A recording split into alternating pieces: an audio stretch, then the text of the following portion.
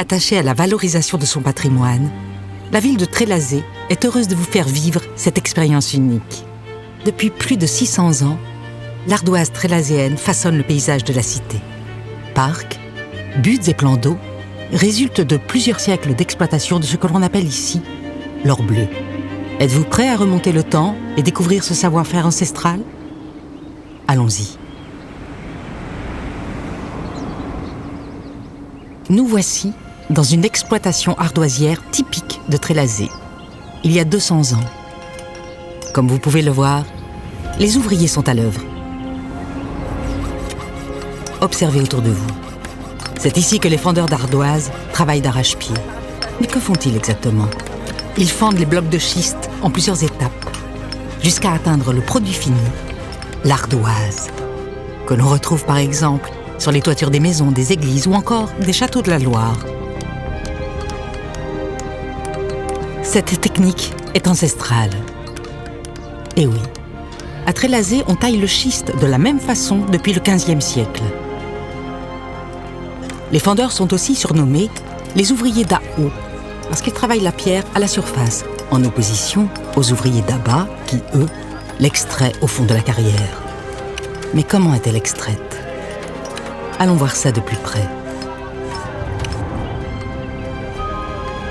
Voici la carrière à ciel ouvert. Regardez cette profondeur. En cette année 1827, elle atteint près de 100 mètres. Vous voyez cette imposante structure au bord du gouffre ? C'est un chevalement. Il sert à remonter les très gros blocs de schiste du fond de la carrière. À cette époque, il est fabriqué en bois et fonctionne grâce à la machine à vapeur.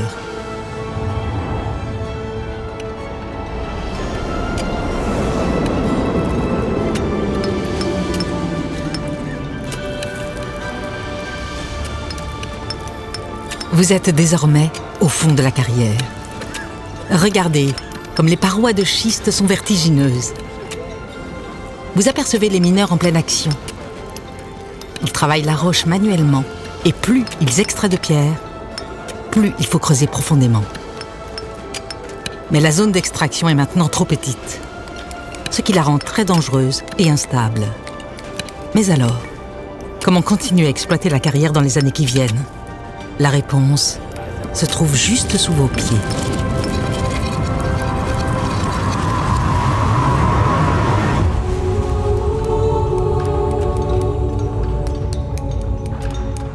Pour continuer à extraire le schiste, les ardoisiers creusent ce que l'on appelle des puits-bouteilles. On utilise la technique dite en descendant sous voûte. Pour faire simple, c'est la même méthode qu'à ciel ouvert, mais sous terre. Très précaire, les conditions de travail des ouvriers d'à-bas sont difficiles. Ce grand puits est immense. 50, 60, voire 100 mètres de profondeur. Cela ne règle donc pas le problème de sécurité et de stabilité. Et Trélazé connaît de nombreux éboulements dramatiques. Pour éviter de tels risques, il faut repenser la méthode d'extraction.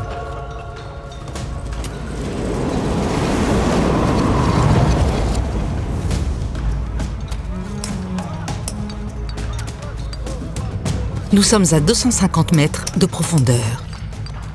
En plus des hommes, vous apercevez un cheval qui aidait les mineurs à déplacer les blocs de schiste ardoisier dans le fond de la mine.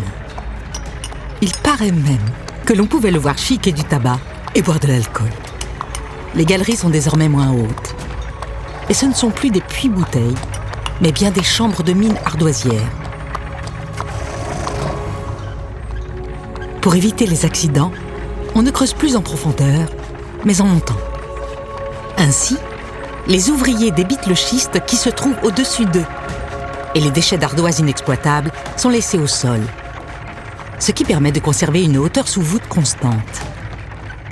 Vous ne remarquez rien ? Eh oui, il y a de l'électricité. Une usine à gaz a été installée à la surface pour permettre d'éclairer ces galeries. Et ce n'est pas l'unique progrès technique qui améliore les conditions d'exploitation. Des pompes fonctionnent en permanence pour éviter que la mine ne soit inondée.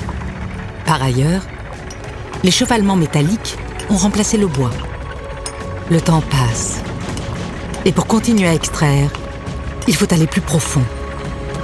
Encore et toujours.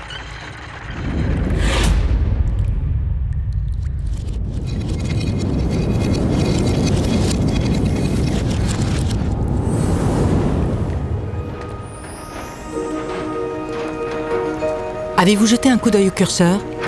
Nous sommes à 525 mètres de profondeur. Depuis les années 80, les techniques d'extraction à la disposition de l'ouvrier se sont considérablement améliorées. Après la Seconde Guerre mondiale, l'extraction du schiste se fait grâce à des moteurs électriques de 500 chevaux. Au revoir, chevaux et chariots en bois. Place aux wagonnets et aux locotracteurs. Nous arrivons à la fin de votre voyage dans le temps. Remontons à la surface.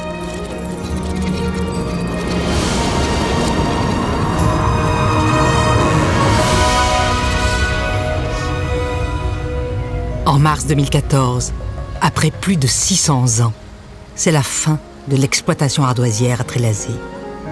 Carrières, puits et mines ont laissé place à de vieux fonds immergés, très semblables à des lacs.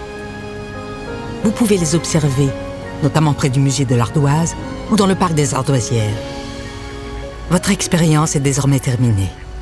Prolongez votre parcours grâce à notre application mobile en scannant le QR code disponible sur cette borne. À bientôt!